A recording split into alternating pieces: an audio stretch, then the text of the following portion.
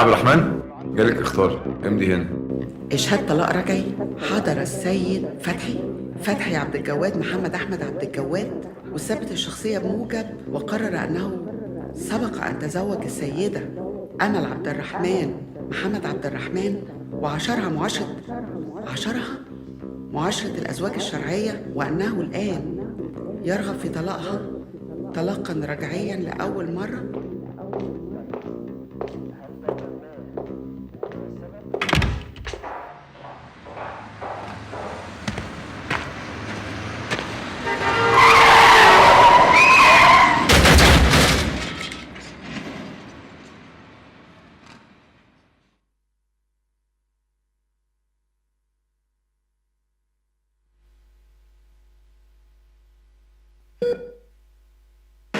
الست ضعيفة ودايما محتاجة راجل. الست مالهاش غير البيت. الست ودايما مالهاش غير.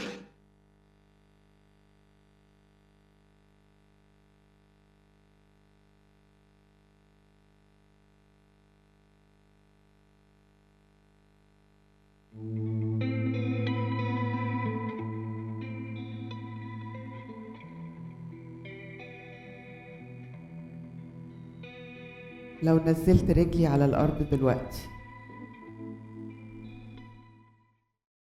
هتوجعني زي ما بتوجعني كل يوم الصبح. الدبابيس اللي بتشكشك في رجلي من تحت.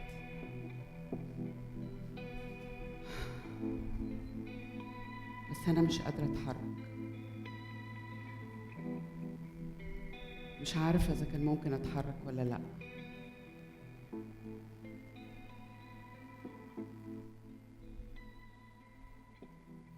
في أوضة العمليات أنا كنت سامعة صوت الدكاترة، كانوا بيتكلموا في حاجات ملهاش علاقة بيا. التعقيم. كان في ممرضة بتسأل الدكتور: انت برجك ايه يا دكتور مدحت؟ ودكتور تاني كان بيقول، كنت سامعاه بيقول انه مطبق من 3 ايام، وانا كنت عايزة اتنطر من السرير والطم واقول له يعني انت ما نمتش من 3 ايام وانت اللي هتعملي العملية اللي انا مش عارفة هي ايه اصلا؟ كنت عايزة اضحك،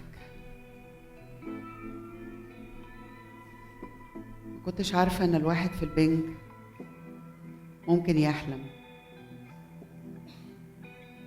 انا مش عارفة ده كان حلم ولا ايه،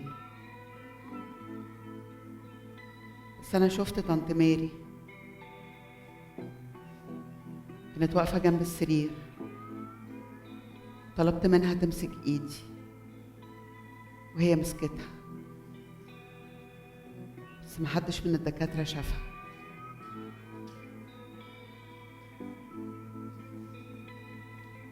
شفت الولاد كمان. هنا كانت بتعيط جامد، وانا كنت عايزة اقوم واقول لها: يا هنا ما تخافيش، انا كويسة. محمود كمان كان بيعيط.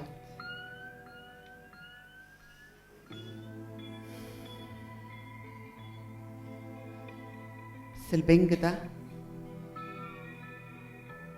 ده طلع حاجة جميلة جميلة. أنا بس جسمي سقعان قوي، بردانة.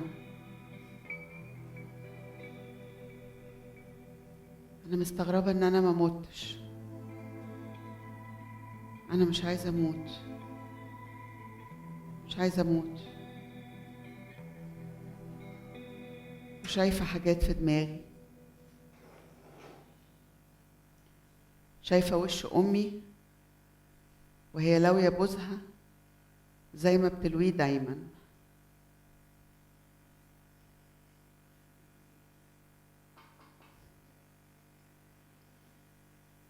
عمري ما عرفت اقلدها بجد.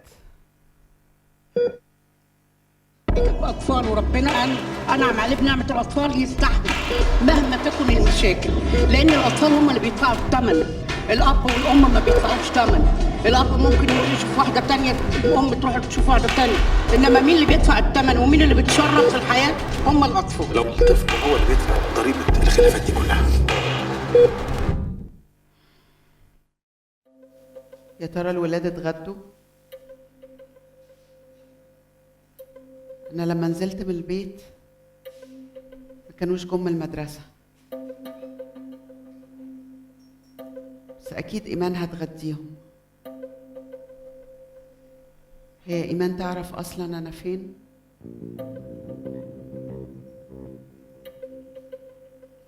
عقلي بيروح حتت غريبة، قلقان على الولاد، شايفة صورتي مع بابا وانا صغيرة في جنينة الحيوانات، والزرافة كانت ورانا واقفة بتضحك، والشمس نازلة على وشه وعلى ايده اللي ماسكة جامد في ايديا.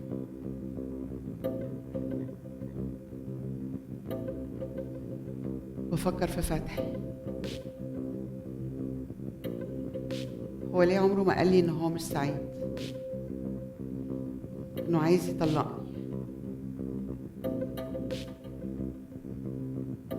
طب ما انا كمان عمري ما قلت له ان انا مش سعيده. انا عمري ما قلت لنفسي ان انا مش سعيده. كان دايما في صوت يطلع من جوايا يبكتني ويقول لي احمدي ربنا يا امل على اللي انت فيه، عارفه عندك نعم قد ايه؟ عندك عيلين تتحسدي عليهم، وعندك شغلانه حتى لو ما بتجيبش فلوس كتير اهي برضو شغلانه، وعايشه في شقه طويله عريضه في مدينه نصر باصه على جنينه.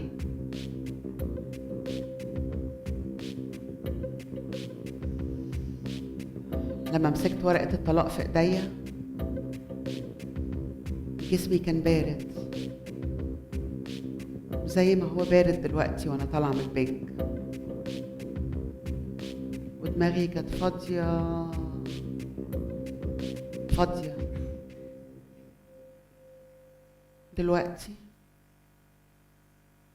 دلوقتي في حاجات بتعدي في دماغي، حاجات ملهاش علاقه بفتحي. يبقى عندنا 3 انواع من الطلاق: طلاق رجعي، طلاق بائن بينونه صغرى، طلاق بائن بينونه كبرى. اول حاجه الطلاق الرجعي من حقه ان هو يرجعها بقراره، تمام، في فتره العده، الا اذا شرطها ان ما تكونش الثالثه، تمام. ده الايه الرجعي. البائن بينونه صغرى، البائن بينونه صغرى من حقه ان يعيد تزوج الزوجه بعقد ومهر جديد، لكن مش من حقه ان هو يرجعها من غير عقد ومهر جديد. ايوه، ده بيبقى منصوص عليه، يعني ده بيبقوا متفقين عليه في الطلاق، شهاده الطلاق طبعا. يعني بتشترط عليه انه ما يردهاش في شهور العده ولا ايه؟ لا هي مش بتشترط، هو لما راحوا اتطلقوا في عند المأذون حصل اشهاد للطلاق، اشهاد للطلاق ده ذكر فيه هو بائنه، طلقه بائنه ولا طلقه بائنه، بنحدد نوعه، بيتحدد طبعا، او اذا كان زي ما بقول لحضرتك يمكن تكون الثالثه. يوم السبت اللي فات أنا كنت بشرب مع إيمان صاحبتي القهوة في البلكونة.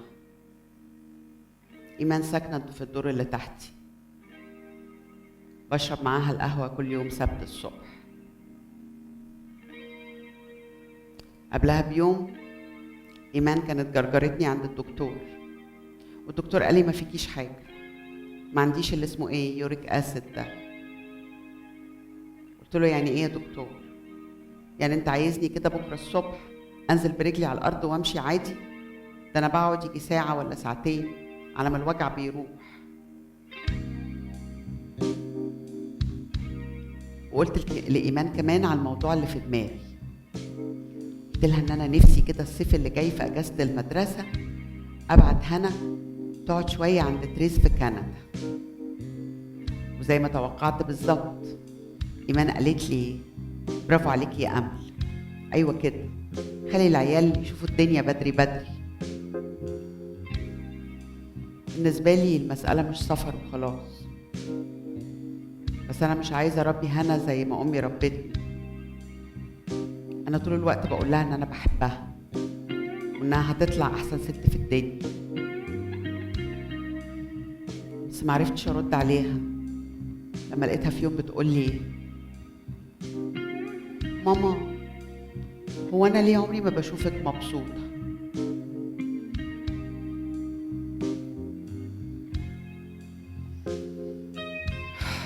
كنت عايزة أقول لها يا بنتي يا ريتني أعرف أنا ليه مش مبسوطة. ده أنا جوه دماغي عركة. على قد ما بيبقى نفسي أقعد مع نفسي نص ساعة بس في اليوم، على قد ما ببقى مرعوبة. الأفكار بتقعد تخبط في دماغي، صوت واطي كده يطلع ويقول لي يا أمل على فكرة أنتي مش مبسوطة، وصوت تاني يقول لي مالك، أنا عايزة أفهم مالك، ده أنتي جبارة، عيشتك زي الفل، أنتي عارفة مليون ست يتمنوا ربع اللي أنتي فيه ده بس، وأنا تايهة في وسطيهم. خبيت عيني عن هنا، ولما مشيت من قدامي كنت حاسة إن أنا مش قادرة أقف على الأرض.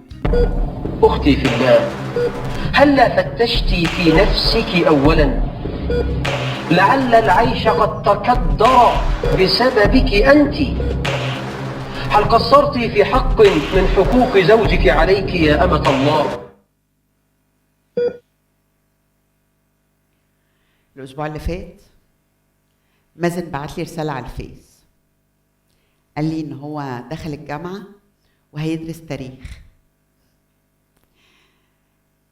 وبعت لي في الرسالة صورة التخرج بتاعته من المدرسة هو ودفعته، وكان فيها صورة ليا أنا وهو لوحدينا. أنا كنت بحب الواد مازن ده قوي من وهو صغير، كان لمت كده وما بيبطلش أسئلة.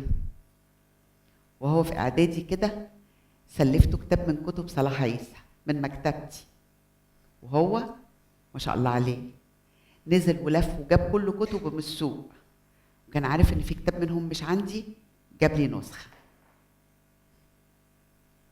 هنا كمان بتحب تقرا. الواد محمود هو اللي دماغه متاكله في البلاي ستيشن. عايزه اجيب لهنا كتب، عايزه اشتري لها كتب وروايات. الهيئه المصريه للكتاب بيعملوا كتب حلوه قوي ورخيصه. يعني البنت اصلا بتتربى بتعيش حياتها كلها عشان تتجوز، كل ما هو بعد الجواز ما بنتكلمش فيه خالص. يعني هي كل حياتها والتربيه والتعليم واللبس وكل اللايف بتاعتنا كلها رايحه في اتجاه ان انا امتى هيجي العريس عشان ابقى متجوزه.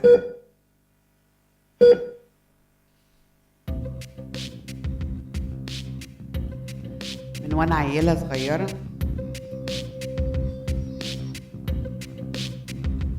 كان نفسي اتجوز،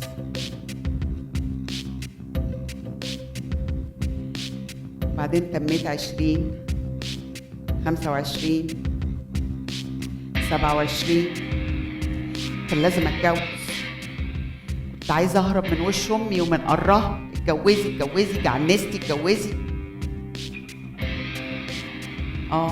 يبقى عندي بيت واقفل على نفسي بالترباز وما تعرفش توصلي.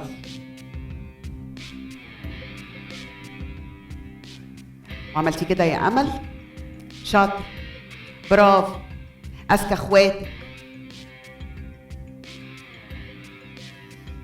لما فتحي تقدم لي كنت عديت ال30 قلت ماشي كان كويس مش وحش. بصراحه الراجل اللي عمره مد ايده عليا ولا لعب بديل، راجل بتاع بيت، بس اتم. من اول ما اتجوزنا واحنا مفيش بينا كلام غير جبتي ايه واشتريت ايه وحطيتي ايه، وعايزين نفتح الاوضه اللي جوه على الاوضه اللي بره، وعايزين نغير سيراميك الحمام. وانا كنت شايفه يعني عادي، بس بعد 15 سنه ما بقتش قادره ادوس على الارض برجلي. لا، انا ما كنتش عامله حسابي على كده، ما كنتش عامله حسابي على كده. امال كنت عامله حسابك على ايه يا امل؟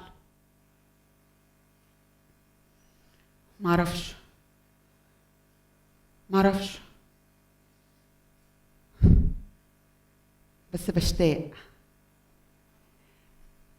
لكل الاوقات اللي كنت اقعد جنب ابويا كده على الكنبه نتفرج على افلام نجيب الريحاني ونقعد نضحك. انا كنت ببقى حاسه بالراحه، ما كنتش ببقى خايفه حد يعدي يرمي كلمه بايخه ولا يقطمني بكلمه. انا جيت تالت بنت، ابويا كان نفسه في ولد بس كان بيحبني، ما كانش بيعرف يقول الكلام ده بس انا كنت عارفه انه بيحبني. الاحساس بالراحه ده عمري ما عرفت الاقيه تاني، ما لقيتوش وانا متجوزه، وما اعرفش اذا كنت هلاقيه ابدا ولا لا. تلاقي ايه يا امل؟ تلاقي ايه يا حبيبتي؟ اكبري يا ماما اكبري، بقى عندك 45 زفت. وال 45 زفت دول ما ينفعش الواحده يعني تبقى مبسوطه؟ هو يعني ايه ابقى مبسوطه؟ هو انا ينفع ابقى مبسوطه؟ امال هتربي ولادك على ايه يا امل؟ هتربي بنتك على ايه؟ بنتك اللي عايزاها تكبر وتبقى ست قويه زي تريز هتكبريها على ايه؟ لما انت 45 زفت ومش عارفه ايه اللي يبسطك. هربيها ما تبقاش زيي، تبقى زي نفسها، تكبر وتسأل وتشوف، ما تسمعش كلام حد ابدا. وعمري ما هقول لها الكلام اللي امي كانت بتقولهولي. قومي يا امل، قومي من قدام المرايه يا امل. انت عارفه الشيطان في ظهر المرايه وانت هتتجنني. عارفه يا امل انت عمرك ما هتفلحي، عمرك ما هتفلحي طول ما انت كده. كده ده يعني مالي يا ماما؟ مالي؟ عمري ما فهمت ايه اللي يرضيها، والنهارده محدش بيطل عليها الا انا. اخواتي كل واحده منهم في ناحيه. محمد اخويا الصغير النوخه قاعد بيتهشتك على حجر مراته. مش انتي اللي ربيتيه على كده؟ انتي ولا لا؟ حماده يا حماده تعالى لماما يا حبيبي، انت راجل البيت، راجلنا، هات بوسه.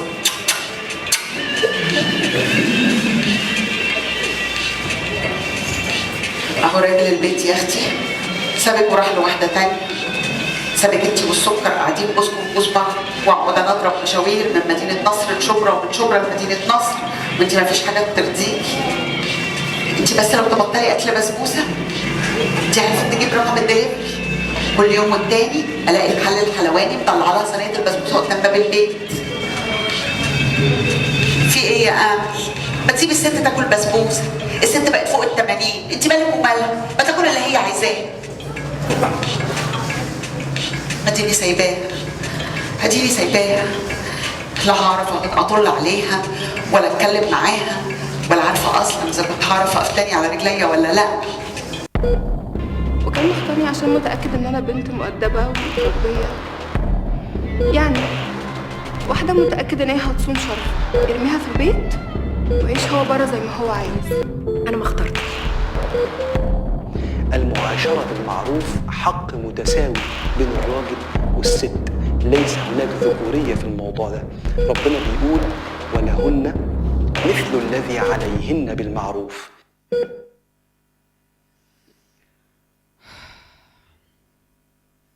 بفتكر طنط ماري وجوزها. هو ما كانش بقى جوزها، معرفش بقى اتطلقوا ولا انفصلوا، بس فضلوا صحاب. لما كبرت شويه كده اتجرأت ورحت سألتها، هو ايه اللي حصل بينكم بالظبط يا طنط؟ قالت لي السنين عدت يا امل ولقيت ان انا بحبه زي اخويا، ما عدتش بحبه زي زمان. قلت لها يعني ايه؟ قلتي للراجل يلا هش بقى من هنا؟ قالت لي لا طبعا. اقول له هش ازاي؟ بقول لك بحبه، بس قعدنا واتكلمنا مع بعض كتير ولقينا ان اللي بينا ولاد وعشره وسنين، ما كانش سهل نبقى اصحاب، بس عرفنا نبقى اصحاب. طب يا طنط ماري، احب اقول لك بقى ان انا اتجوزت فتحي وانا ما بحبوش. قلت عادي هحبه. عدت سنه واتنين وعشرة، الراجل يعني طيب وغلبان، بس حاسه زي ما اكون متجوزه مكنه. واقول لك حاجه تانية يا طنط، فتحي طلقني.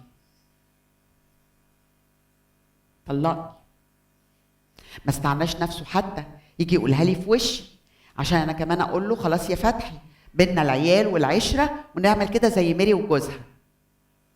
ها، وانت ايه بقى علاقتك بميري ان شاء الله؟ بتقارني نفسك بميري ليه يا امل؟ انت تربيه امك يا حبيبتي. امك قالت لك انك وحشه، شفتي نفسك وحشه. امك كانت شايفاكي خيبانه الرجا، وهو واضح طلعتي خيبانه الرجا. بتقارني نفسك بميري ليه؟ بلا خيبه، ده انت هبله صحيح. كم مرة حاولتي تخبي مشاعرك وتداري تعبيرات وشك؟ انا اعرف منجد كويس هجيبهولك يعيد توزيع القط ده كله. محتاجة حاجة من فوق لغاية تحت لغاية هنا، ويا ريت ده يوسع كمان شوية. محتاجة حاجة من فوق تستر تفاصيل الجسد ده. محتاجة حاجة من فوق تستر مفاتنك حلوة. النهارده تقدري ترفعي مقاس الصدر من 2 إلى 3 سم. انا اللي نفسي يبقوا معايا بجد دلوقتي هما مايكل ومينا وتريز.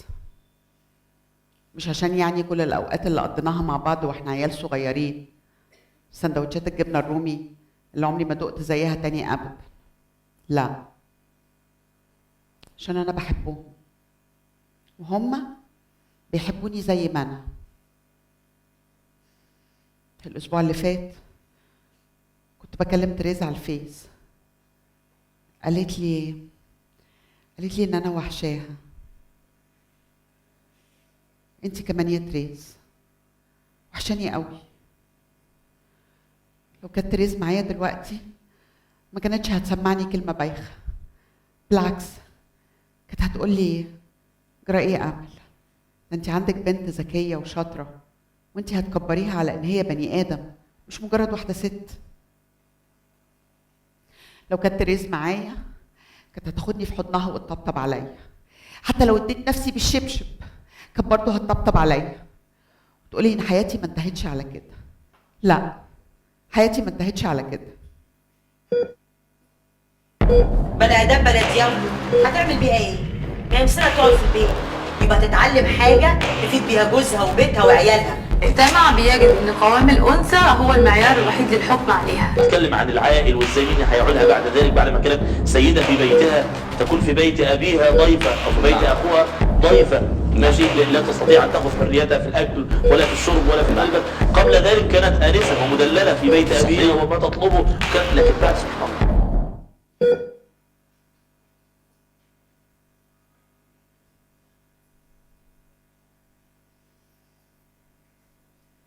عارف يا فتحي، انا ساعات كنت ببقى عايزه اصرخ فيك بس المشكله ان انا ما كنتش عارفه هقول لك ايه لما اصرخ. عارف اللي مضايقني اكتر من الطلاق هو الطريقه، انك ما كنتش راجل، ما جيتش كده وقفت في وشي وقلتها لي عشان انا كمان اعرف اقولها لك.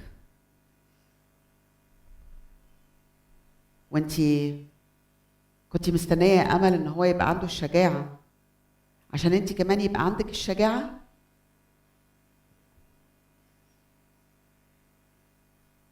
في دي بقى عندك حق. طول عمري رد فعل للناس التانيين، لازم حد يعمل حاجه واشوف انا هعمل ايه.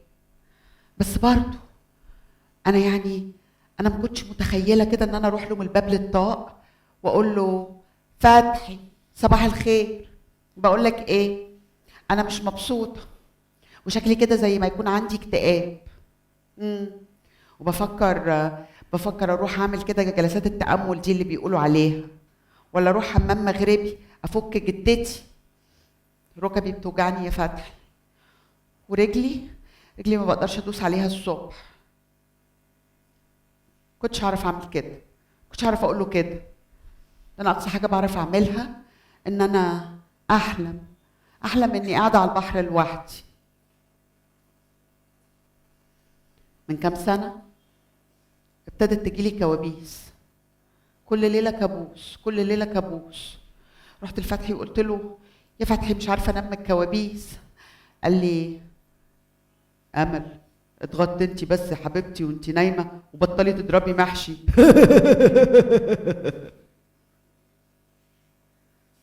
هو ده حلك يا فتحي؟ اتغطي وبطلي تضربي محشي؟ لا يا فتحي لا، انا عمري ما حكيت لك على كابوس منهم. عمري ما قلت لك ان انا بصحى الصبح جسمي مخشب وقاعده في السرير مش قادره اتحرك وبردانه ومرعوبه. في الحلم دايما بيبقى فيه ناس كتير قوي، والناس دول بيبقوا كلهم بيطلعوا بيجروا ورايا عايزين يموتوني يا فتحي. وانا بحاول اهرب، انا بحاول اجري، انا بحاول اتحرك، بس انا ركبي بتوجعني ورجلي مغروزه في الارض ما بتتحركش يا فتحي.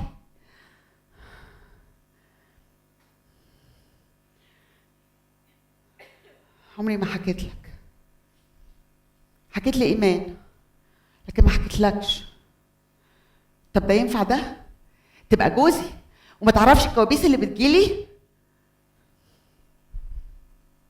طب ما انت كمان يا امل عمرك ما سالتيه بيحلم بايه؟ هساله بيحلم بايه؟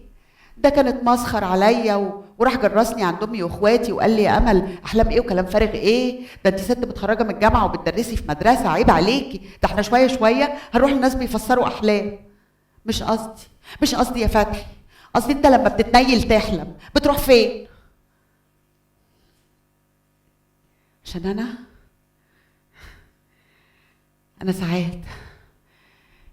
ساعات بحلم ان انا عند البحر وبصحى مبسوطه. في الحلم مبيبقاش فيه دوشه خالص، ما بيبقاش فيه غير صوت البحر في وداني والموج. طب لو كنت قلت لك كده مش كنت هتتريق عليا وتروح تجرسني؟ طب اقول لك على اكتر من كده يا فتحي؟ اقول لك على اكتر من كده؟ ان انا وانا صاحيه وانا رايحه المدرسه وانا راجعه من المدرسه وانا في المطبخ في الحمام في الزفت بحلم، بقعد اعيد وازيد في نفس الحلم ان انا عند البحر.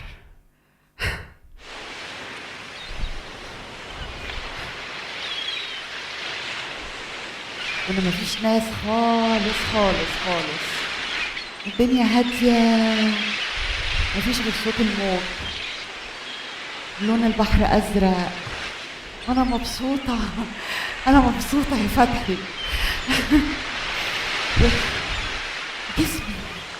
جسمي خفيف ومش بيوجعني، رجليا مش بتوجعني. لو عايزه اجري على الرمله هعرف اجري، هعرف اتحرك. مش حاسه بوجع في جسمي.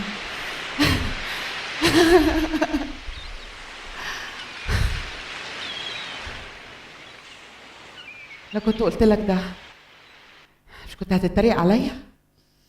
بقيت زي امي يا فتحي، كل حاجه ينفع تتريق عليها، شكل مناخيري، لون الاشارب اللي اشتريته، كرشي، اي حاجه هتتريق عليها.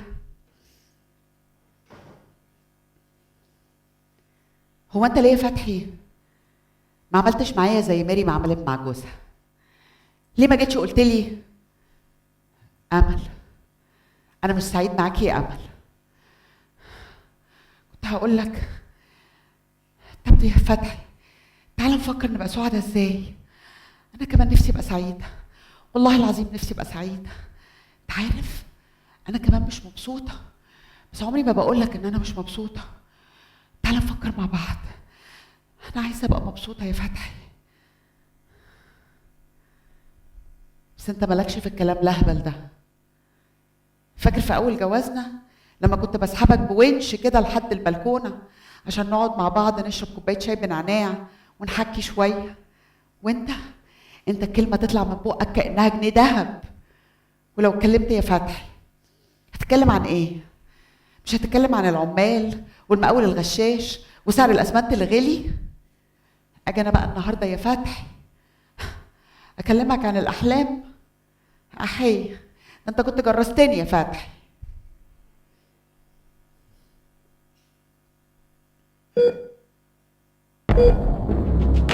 فتحي تسهل، انت مش عايزة بيتي. خلاص يا فتحي، انا حرة. ايوه روحي انت طبعا.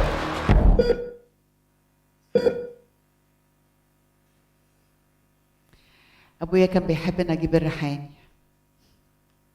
بس انا بقى بحب شادية. مش عشان يعني حلوه وزي القمر وصوتها حلو بس، لا، عشان بحسها كده مرتاحه جوه نفسها.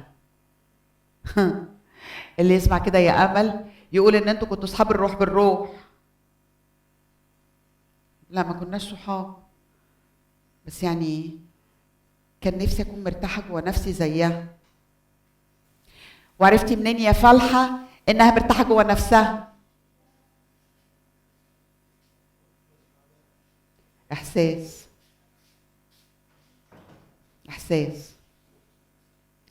ولا يمكن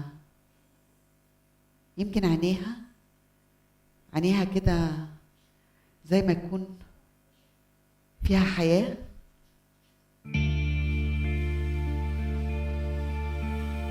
كنت قعدت سنين وسنين ما ببصش على خلقتي في المراية، خلفة ورضاعة ومدرسة وشغل وبيت وطبيخ. في يوم مقندل كده، أنا فاكراه كويس، كنت بلمع مراية الحمام، بعدين وأنا مش واخدة بالي عيني جت في عينيا. أنا اتخضيت، أصلي ما شفتش أي حاجة جوه العينين دي ولا أي حاجة.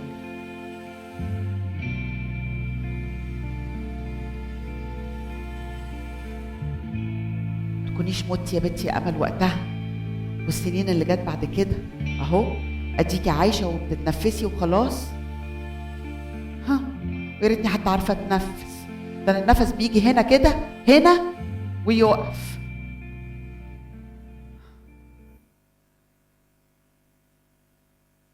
أنا بحب شادية، كان نفسي يبقى عندي عينيها. احنا اب وام واخت وداده وسواق وشيف ومدرس ومحاسب وممرضه واخصائيه نفسيه، وبنعمل فقره الساحر والاراجوز جمعه وسبت. ان فضل وقت يا دوب ننام عشان نلحق اكل عيشنا. لما بكلم تريزا على الفيس عمري ما بقول لها الحقيقه، عمري ما قلت لها اللي جوايا بجد. عمري ما عرفت اطلب من حد يساعدني رغم ان انا عارفه انها ممكن تساعدني. على الاقل هتسمعني بجد، هتفهمني.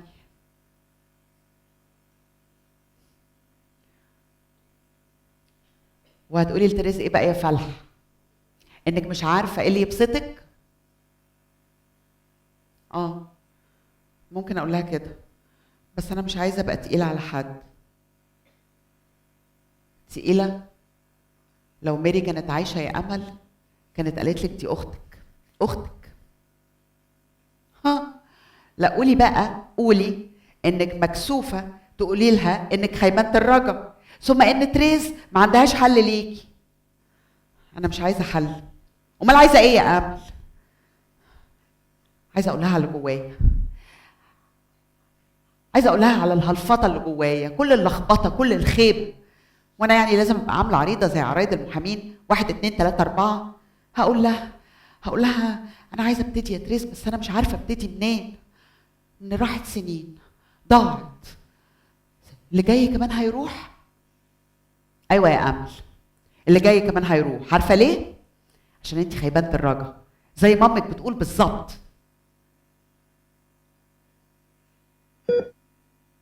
تقول لك انا مبسوطه وانا بخير.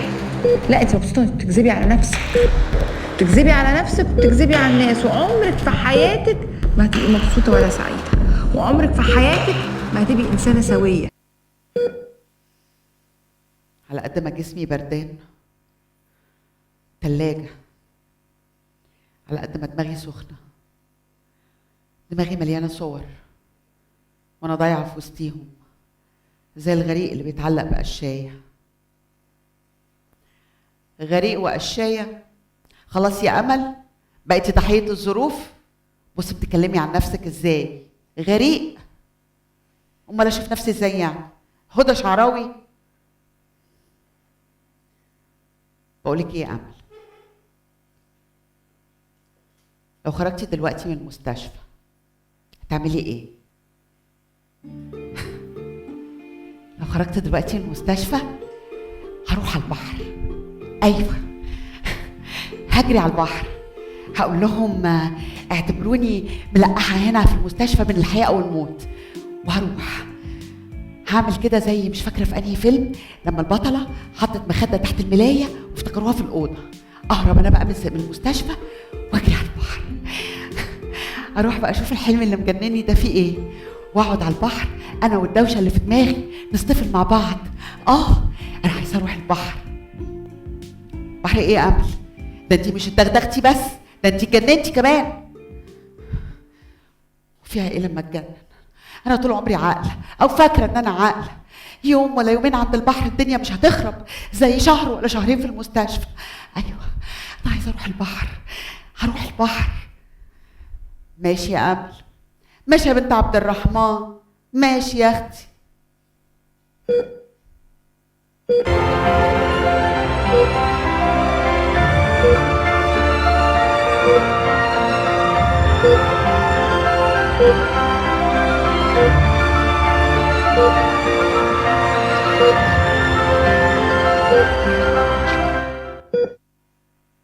حضرتك مش عايزينك تعملي اي جهد خالص لو سمحتي.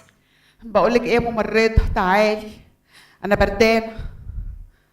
حاضر، احنا بس نرجع السرير ظهره سنه لورا لو سمحتي. اي بالراحة يا اختي بالراحة. المخدات مظبوطة كده؟ مظبوطة. بقولك بردانة، عايزة بطانية زيادة. حاضر، هبعتلك حد بالبطانية حالا. مبسوطة يا امل؟ دشدشتي نفسك خلاص يا امل؟ مبسوطة؟ تعالي يا ممرضة، بقولك هاتي بطانية. يا فندم. ايوه ايه؟ عايزة بطانية. هتدفي. هو بس مفعول البنج وهو بيطلع من الجسم. اغطي كتاف حضرتك؟ يا اختي وانتي شايفاني يعني سليمة قوي؟ غطيهم. حضرتك لو في اي حاجة في جرس جنب السرير تحت رنيه وانا اجيلك على طول. انتي شايفة يعني ان انا قادرة امد ايدي ادوس على الجرس؟ حضرتك ما تضايقيش نفسك، فكري في افكار لطيفة. شادية، البحر. انا عايزة حضرتك تستمتعي. تحبي احولك القناة؟ فيها ايه لو اكلم صاحبك والم الناس حواليا؟ البت الممرضة دي مش فاهمة حاجة. اقول لها يا بنتي هعرف اقف على رجليا وامشي تاني ولا لا؟ تقولي استمتعي. استمتع؟ مبسوطة يا امل؟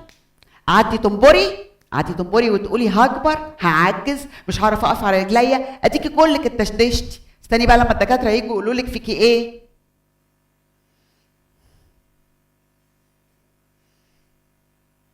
على الله تكون مبسوط يا فتحي، على الله تكون مبسوط يا اخويا.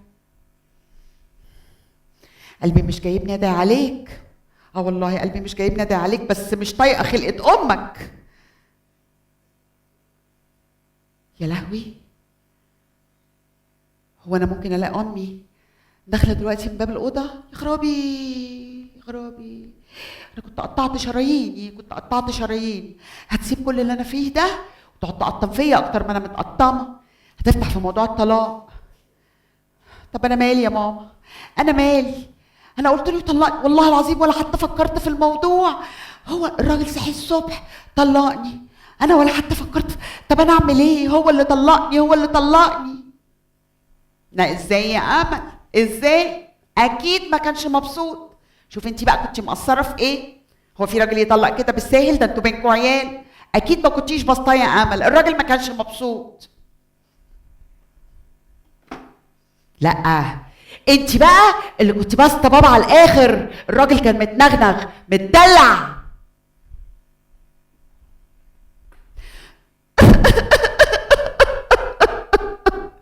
يا حبيبتي يا هنا يا حبيبي يا محمود، حظكوا اسود يا ولاد.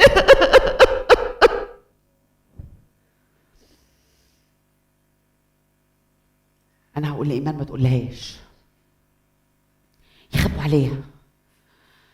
بس لو خبوا عليها موضوع الحادثه هيخبوا عليها الطلاق ازاي؟ زمانها عرفت انك اتطلقتي يا امل، امك زمانها عرفت دلوقتي انك اتطلقتي. امل انتي مدغدغه، انتي مش زي اللي داس عليكي اتوبيس، انتي داس عليكي اتوبيس وامك لسه ما جاتش وانتي قاعده بتحضري في روحها قبل ما تيجي. انا رايي تسمعي كلام الممرضه كده وتهدي وتفكري في حاجه كويسه. حاجه كويسه؟ حاجه كويسه ازاي يعني؟ حاجه كويسه يا امل؟ حاجه كويسه؟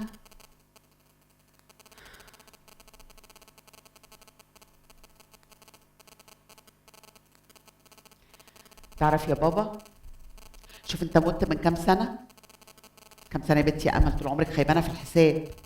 مات وانا عندي 20 ودلوقتي عندي 45 زفت. 25 سنه يا بابا، 25 سنه وانا دايما فاكراك. فاكر صورنا مع بعض؟ انا بطلت ابص في الصور من زمان، معرفش بقى اتلهيت ولا بلهي في روحي. بس ساعات يا بابا بحس بايدك وهي ماسكه في ايدي جامد واحنا بنعدي الشارع مع بعض.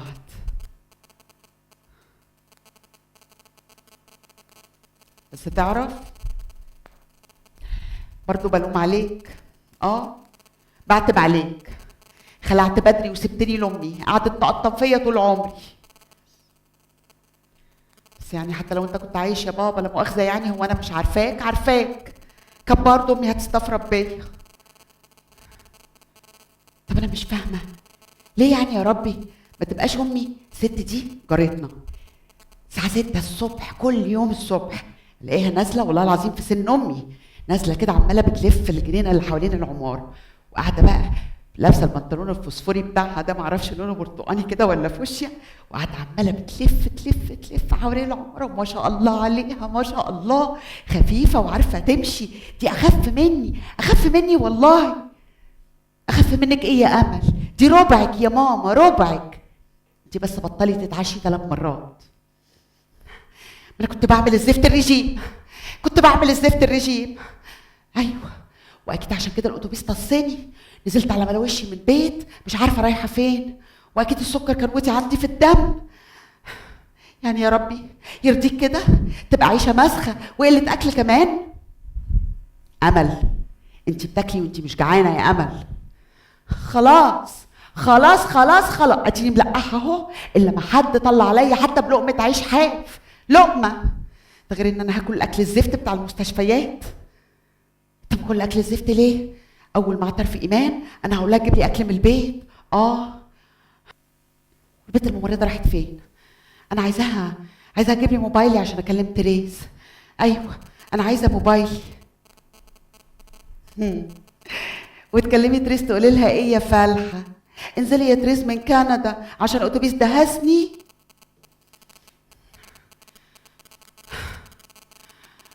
انا بس عايزه اسمع صوتها، بقول لك ايه يا امل، بما ان انت يعني اتطلقتي وكده ما تطلعي لي تريش شويه. مش كنتي قاعده مضايقه نفسك وعماله بتقولي فتحي لا يمكن هيوافق يسفر الولاد؟ اهو اذا كان على التذاكر تتدبر، وهتبقي واكله شاربه نايمه في بيت اختك. وماله يا امل؟ اطلعي يا حبيبتي لتريز، اطلعي لها بشيلة الهم اللي انت شايلاها بركبك اللي فيها تقيلات حديد، اطلعي لها تمرضك يا حبيبتي. وبعدين مش تستني وتشوفي فتحي هيعمل ايه؟ ده طلقك غيابي، هيعمل ايه بقى في العيال في الشقه؟ يا لهوي يا لهوي يا لهوي يا لهوي، هو انا ممكن اخرج من هنا على بيت امي؟ خراشي ناوي على ايه يا فتحي؟ ناوي على ايه؟ ما انا الكلام الفارغ بتاع الحضانه والشقه من حق الزوجه ده انا عارفه، هبله واشرب ميته. هو انا ما شفتش؟ شفت في الاخر الراجل بيعمل اللي هو عايزه. فدي اخرتها يا فتحي؟ دي اخرتها؟ 15 سنه يا فتحي وانا مستحمله تقل دمك، في الاخر بتطلقني؟ بتطلقني يا فتحي؟ يا خرابي عليك يا امل، يا خرابي، بقيتي ألعن من امك، نباره نباره، فقر فقر فقر. عارفه انت لو ما لقيتيش نكد تنكشي كده عشان تطلعي نكد.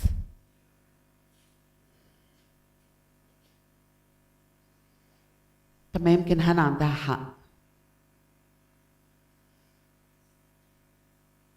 كبار ما بيعرفوش يضحكوا يا ماما. ايوه يا هنا، انا بطلت اضحك من زمان، ده انا ساعات كنت ببقى مبسوطه في المدرسه اكتر ما انا مبسوطه في البيت، وفي الاخر يطلقني. الطلاق هو الطلاق. وبعدين دول كانوا لسه بيقولوا العيال هيتشردوا. طب ويعني العيال مش هيتشردوا لما يبقى عندهم ام زيي؟ لما ابوهم يبقى بيتكلمش معاهم كلمتين على بعض كده بقى العيال طلعوا فله؟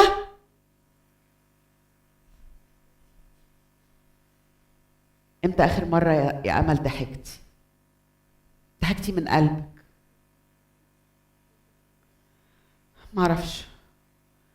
معرفش، انا ماشيه زي القطر، ويا ريته قطر من بتوع زمان، ده قطر من بتوع النهارده مخوخ، من البيت للمدرسه للعيال للدروس، وفي اخر الليل اخش اتخمد انام، ده لو عرفت انام من الكوابيس. هي دي بقى العيشه اللي انا فرحانه بيها؟ هي دي؟ طب وانا كنت هعمل ايه؟ كنت هعمل ايه يعني؟ اروح للعيال كده يوم الصبح واقول لهم بقول لكم ايه يا ولاد تعالوا، انا هطلع لي بقى كده اخطف رجلي للبيت بتاعي اللي في فرنسا على الريفييرا، ادلع نفسي بقى يا ولاد شويه، اعمل بقى شويه يوجا على شويه تامل، والدكاتره بقى يصلحوا لي رجليا وارجع لكم فله. بنتي هنا خلي بالك على اخوكي، وانت يا واد يا محمود بطل تاكل اكل اختك. ايه؟ ما هي العيشه كده، هي العيشه كده، وكل الناس عايشين كده. لا يا امل، مش كل الناس عايشين كده، اللي مش عايشين كده دول اللي زمان كانوا عارفين هم عايزين ايه. وانت بقى يا حبيبتي كنت عايزه ايه؟ ما انت كنت عايزه تتجوزي، اللي يسمع كده يقول لا سمح الله انك كنت عايزه تبقي عالمه فضاء واحلامك تحطمت على صخره الواقع. بلانيله الممرضه راحت فين؟ الممرضه يا ناس راحت في انهي داهيه؟ حضانه طبعا كلنا عارفينها من حق الام، طالما الام موجوده يبقى من حق الام. لحد سن قد ايه في الولاد ولحد سن قد ايه في البنات؟ لا هو دلوقتي بقى اخر تعديل للقانون بقى 15 سنه للطرفين. حد يجي يطفي التلفزيون الزفت ده؟ حد يطفي الزفت ده؟ والدوشه اللي بره دي ده كانها مش مستشفى يا ناس، دي محطه مصر. ليه لا، بس مشكله ان انت تختاري تاني انك مش بتختاري زوج ليكي قد ما بتختاري اب لابنك الاول. والمجتمع عموما ينظر الى المراه المطلقه بنظره استغلال، ويقول بانها رخيصه التكاليف في الزواج. فمن الذي سيتقدم اليها؟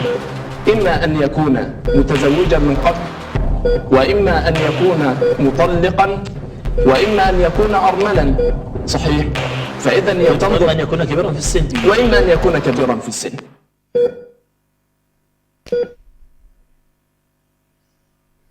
تصدق بايه يا فتحي؟ اقسم بالله العظيم لو فكرت تردني يا فتحي لخرب بيتك. ما هي مش مرمطه رايح جاي. انا بس وشي في حيطه سد، مش عارفه اعمل ايه. وشك في حيطه سد يا امل.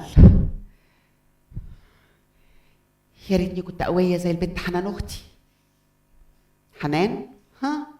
وهي حنان يتعمل فيها اللي اتعمل فيا؟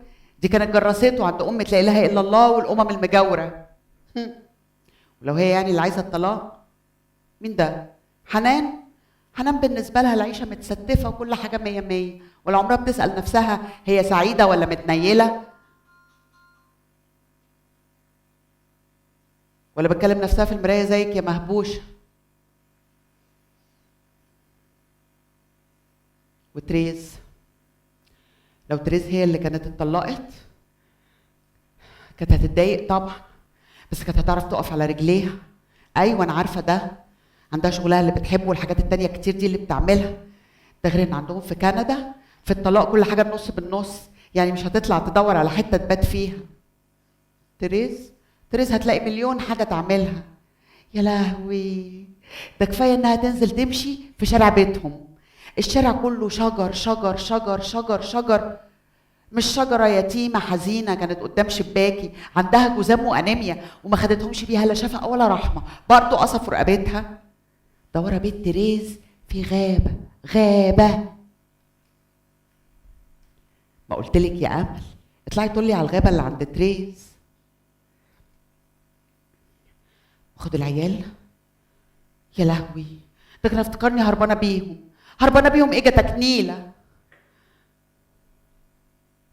اعتبري نفسك على البحر، مش كنتي بتقولي انك عايزه تطلعي من المستشفى تقعدي عند البحر يومين؟ وارجع الاقي فتحي بقى مستنيني في مطار القاهره الدولي هو والولاد وفارش لي السجاده الحمراء. ده انا لو شفت ضفر عيل من العيال تاني ده ما هيصدق يكسر ورايا قله. العيال، يا ترى العيال بيعملوا ايه دلوقتي يا امل؟ بيسالوا عليا، بيدوروا عليا انا فين؟ يا ترى العيال بيعملوا ايه؟ فتحي، يا فتحي بقول لك ايه، تنساش بكره الصبح تعمل سندوتشات الولاد بتاعت المدرسه، والنهارده تقعدوا يعملوا الواجب. انت صحيح هتبقى في الشغل، ما انا عارفه، انت عادي، انت كلمهم بالتليفون، عيالك عاقلين، كلمهم في التليفون هم يعملوا الواجب لوحديهم. محمود هيقوم فورا من على البلاي ستيشن، وهنا يا حبيبي ملهاش في الفيس. واعرف مكان لبسهم في الدولاب، وحط اللبس الوسخ في الغساله. لا ولا اقول لك، انت لازم ترجع من شغلك كده على 1:01 الظهر بالكتير عشان تلحق تخلص الطبيخ بتاع الغدا، العيال يجوا من المدرسه يلاقوا لقمه ياكلوها.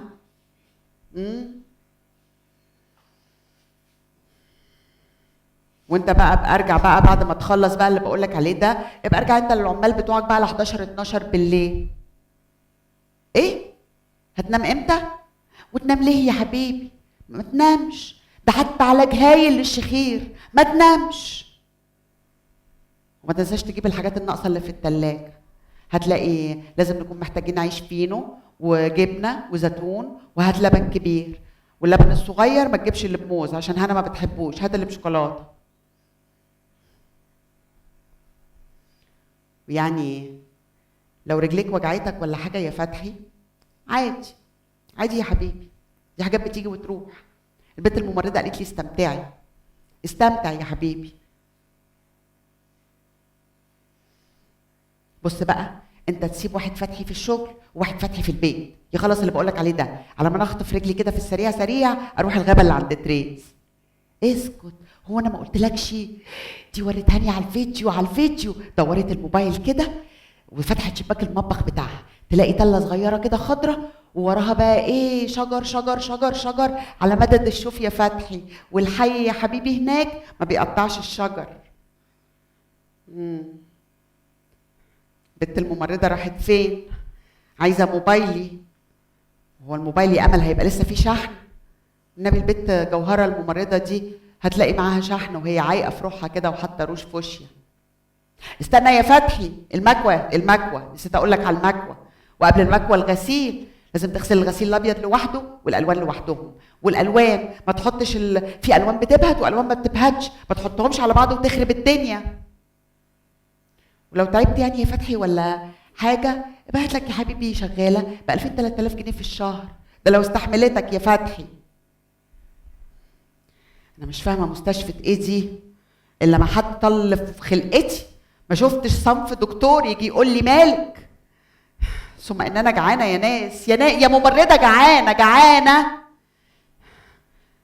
بطني بتقرص من الجوع، ودماغي بتهرتل مع نفسها. دماغك بتهرتل مع نفسها يا امل.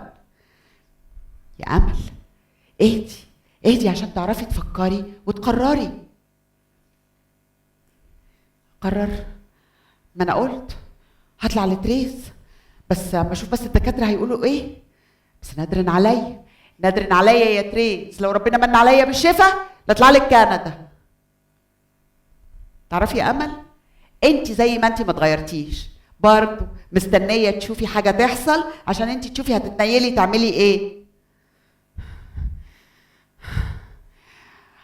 ما بعرفش، ارتحت، ما بعرفش اقرر. عمري ما عرفت اقول انا هعمل كذا في حياتي واعمله، ما بعرفش. يا امل، ما انت عشان تقرري لازم تهدي وتفكري فين القوه اللي جواكي. عارفه انت لو دماغك هديت شويه هتلاقي نفسك بتفكري صح وتقرري. تقرر ايه منك ليها؟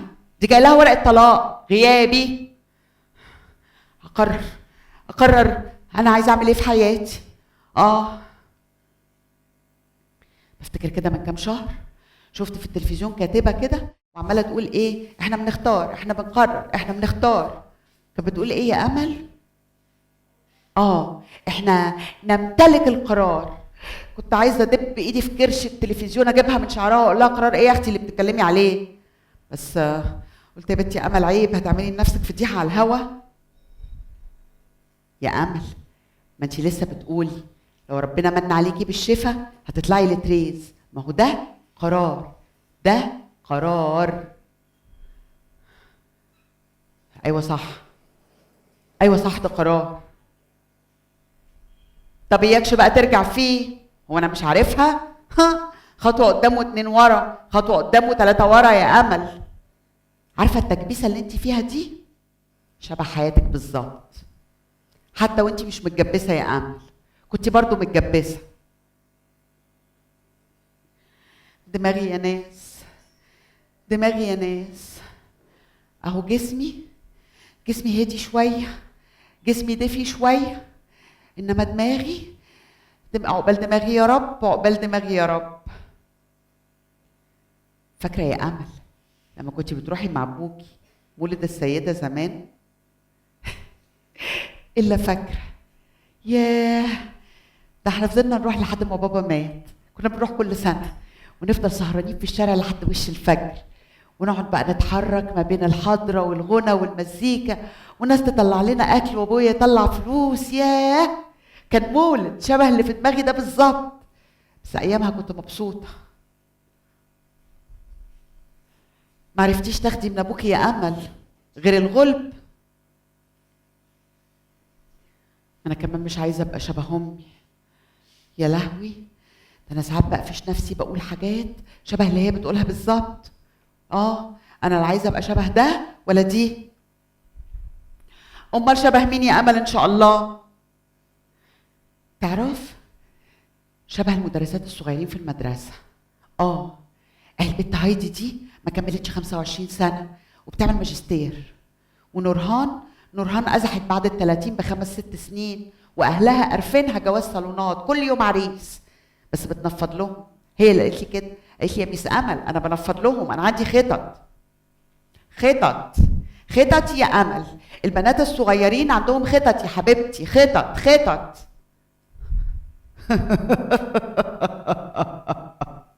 وانت بقى خطتك يا امل انك تطلعي الغاب.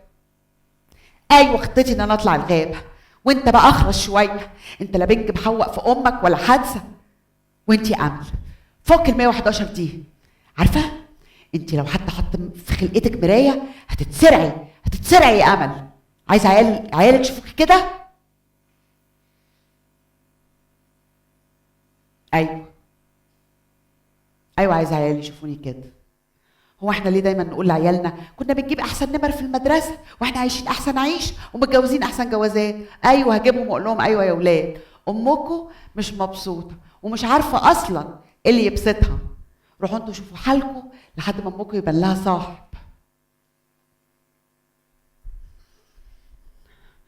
جعانه يا ناس الله يخرب بيوتكم يا ممرضه. نبي لو جابوا لي اكل المستشفى الزفت هاكله بس يجيبوا اكل. تعرفي يا امل، انت صحيح دايس عليك اتوبيس بس انت دلوقتي عارفه تتنفسي. واخده بالك انت الحجر اللي فوق صدرك ما راحش خالص بس كانه اتزحزح سنه.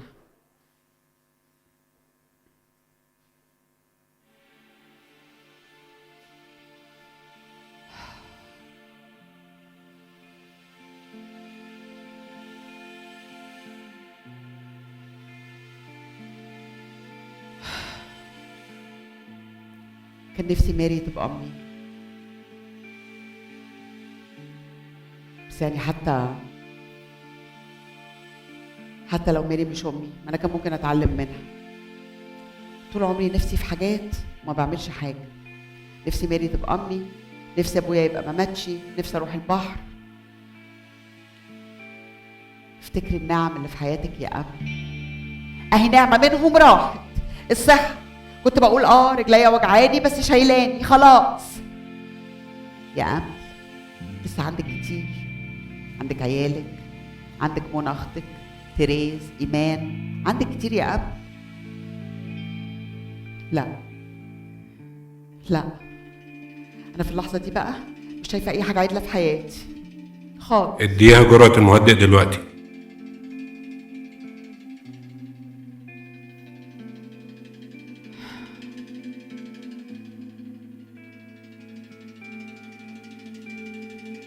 التلفزيون ده ساعات بيقول حاجات غريبة قوي. قال ايه؟ الواحد لو فكر في حاجة جامد قوي بيخليها تحصل. يا سلام، اقعد انا بقى افكر ان ابويا ما ماتش يطلع انه ما ماتش. بس بصراحة يا امل برضو من غير لف ولا دوران على نفسي يعني انا اللي قعدت انبر فيها. هكبر وهبقى لوحدي، العيال هيتجوزوا ويسيبوني، مش عارفة اقف على رجليا. اهو رحلت كل حاجة بدري 15 20 سنة.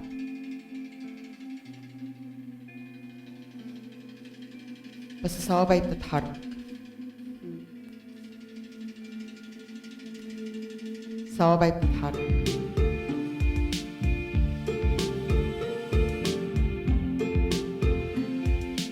انا عملت كمية حلل محشي بالصوابع دي تفرش مائدة رحمن من مدينة نصر لميدان التحرير. انا بس عايزة امشي من هنا. وهتروحي على فين يا امل؟ على بيت امك؟ حتى لو جت ان انا يعني اروح بيت امي ايه اللي هيحصل؟ واروح بيت امي ليه؟ مش هو اللي طلقني؟ انا في بيتي مع عيالي. فكرك يا امل كون غير الكالون؟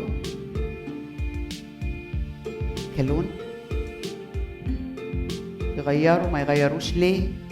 اللي يطلق غيابي ما يغيرش الكالون يعني؟ طب والله العظيم لو غير الكالون لا دشدش الباب واخش اقعد جوه ويبقى يجيب البوليس بقى يطلعني. انا في بيتي مع عيالي.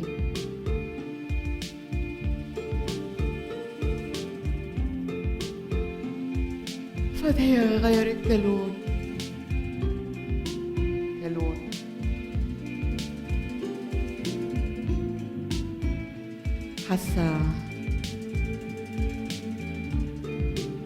حاسه ان صدري مش طبق عليا زي وقت ما خرجت من العمليات.